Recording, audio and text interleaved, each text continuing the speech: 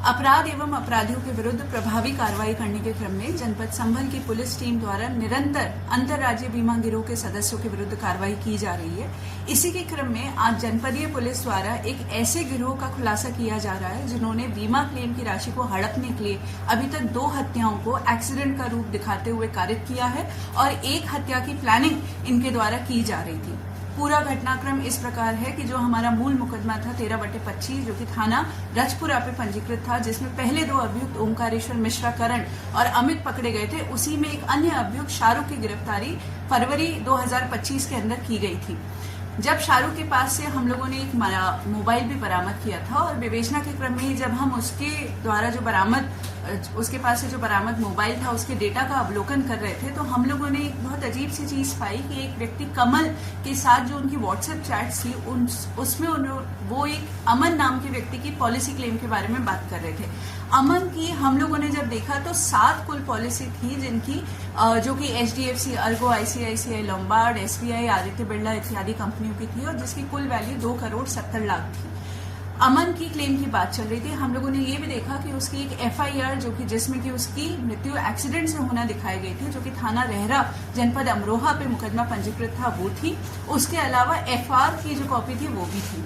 Claim के documents को जब हम लोगों ने गहनता से देखा तो उसके अंदर PM रिपोर्ट और पंचनामा भी संलग्न था और PM रिपोर्ट को जब देखा गया तो अमन के शरीर पे एक्सीडेंट की चोट दिखाने के बावजूद पूरे शरीर पे कहीं पे भी कोई खरोच भी नहीं थी और मात्र सर पे 4 बड़ी इंजरीज थी, जिसमें 2 चोटें 3/5 सेंटीमीटर की बोन डीप इंजरीज थी।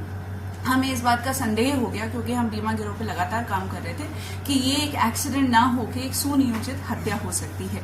इसलिए हमारे द्वारा एक रिपोर्ट प्रेषित की गई कि इसमें अग्रिम विवेचना की आवश्यकता है और DIG सर के आदेश से अमरोहा से ये विवेचना जो है थाना रजपुरा में ट्रांसफर हुई। इसी की विवेचना के दौरान जो हमने दस्तावेजों से 2 प्रमुख अभियुक्तों को चिन्हित किया था, उनका नाम था कमल और वेद प्रकाश, जो कि धनारी के रहने वाले हैं। इन लोगों को हम लोगों ने बुलाया और इन लोगों से गहनता से जब पूछताछ की गई तो इन लोगों ने स्वीकार किया कि इनके द्वारा बीमा क्लेम की राशि को हड़पने के लिए अमन की हत्या की गई, जो कि इनकी सगी मौसी की लड़की का लड़का था। इनकी मौसा जी की डेथ हो चुकी थी और मौसी की लड़की की भी डेथ हो चुकी थी। अमन जो व्यक्ति था वो एक तरीके से अनाथ था और उसका कोई भी आगे पीछे नहीं था, तो इसलिए इन्होंने अपने अन्य साथी, इसमें एक सुनील नाम का व्यक्ति है जो कि थाना रजपुरा के हिरोनी का रहने वाला है और इसमें इनका आप कह सकते हैं लिखा पढ़ी में मुंशी था। वो बीमा की पॉलिसी की बहुत अच्छे से जानकारी रखता था। इनके अन्य साथी ओम प्रकाश प्रेम शंकर थे जिन्होंने इनको आइडिया दिया था किस तरीके से हत्या करनी है, जो कि धनारी के रहने वाले निर्देश और उसके जो सगे मामा हैं उदय भान, वो भी इसके अंदर इनके साथ घटना में शामिल थे। ये लोग सुनियोजित तरीके से पहले इन्होंने इस बच्चे की साथ पॉलिसी कराई 2,70,00,000 की, फिर इससे ये लोग धनारी से लेकर गवां से होते हुए ये लोग रहरा थाना में पहुंचे, जो कि एक सुनसान सा क्षेत्र है, जंगल है वहां पे। उसको अत्यधिक दारू का सेवन कराया, फिर उसके बाद हथौड़े से उसका सर फोड़ के उसकी हत्या कर दी। बाद में खुद ही वादी बन के इन्होंने थाना रहरा पे मुकदमा पंजीकृत कराया और क्लेम की राशि हड़पी, क्योंकि हमें इस बात का अंदेशा हो गया था कि ये इनके द्वारा कारित की गई पहली घटना नहीं हो सकती है।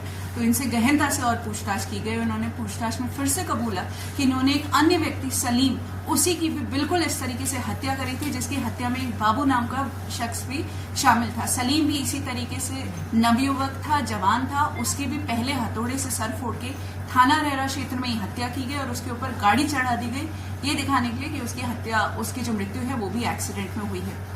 सलीम की मृत्यु से ये लोग 78 लाख रुपए का क्लेम ऑलरेडी पा चुके थे। इसकी अमन की मृत्यु के बाद अभी तक ये 20 लाख रुपए का क्लेम पा चुके थे। इन लोगों की साजिश के तहत ये लोग जो ओम प्रकाश है उनके सगे जीजा रमेश की भी हत्या करने वाले थे। उसके नाम पे ये लोग 4 पॉलिसी अभी तक करा चुके थे।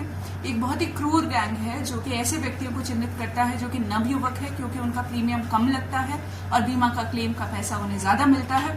उन लोगों को चिन्हित करते हैं, बर्बरता पूर्वक उनका सर फोड़ के उनकी हत्या कर देते हैं और उस हत्या को एक्सीडेंट का रूप दिखाते हुए बाद में क्लेम की राशि को प्राप्त कर लेते हैं। इन लोगों को हत्या का दोषी मानते हुए आज मुकदमा अपराध संख्या 345/23 में अंतर्गत धारा 420, 302, 201, 475, 120B IPC में गिरफ्तार कर न्यायिक अभिरक्षा में भेजा जाता है। मैम कितने मामलों के इस तरह की जो बीमा गैंग के, तो कितने आरोपी अब तक जेल भेज चुके हैं? ये जो हमारी गैंग है इनके द्वारा 2 हत्याएं की गई हैं और उसके अलावा 1 हत्या की इनकी प्लानिंग थी, परंतु इससे पहले जनपद संभल की पुलिस द्वारा 2 इसी तरह की हत्याओं का अनावरण पिछले 10 दिनों में किया गया है। एक थाना चंदौसी के अंदर एक दरियाब नामक विकलांग व्यक्ति की इसी तरीके से हत्या की गई थी और बाद में उसे एक्सीडेंट का रूप दिया गया था। अभी हाल ही में थाना भैजोई में एक व्यक्ति जिनका नाम नवीन है, उन्होंने अपने सगे भाई संजय को ई रिक्शा से धक्का मारकर और बाद में उसका सड़क पर पटक कर उसकी हत्या कर दी थी और उसे एक्सीडेंट का रूप दिखा के बीमा का क्लेम दिया था। मैम मृतकों की इसमें मैम जो कितनी पॉलिसी अभी तक जो है कराई गई थी इसमें जो, और कितना क्लेम अभी इन्होंने ले लिया था? तो जैसा कि मैंने आपको पहले भी प्रेस ब्रीफिंग में बताया है कि सलीम नामक व्यक्ति की इन लोगों ने कई पॉलिसी कराई थी।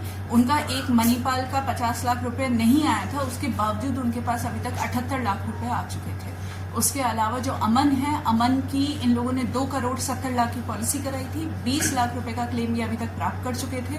जिनको ये मारने वाले थे उनकी ये 4 पॉलिसी काफी अच्छे वैल्यू की अभी तक करा चुके थे।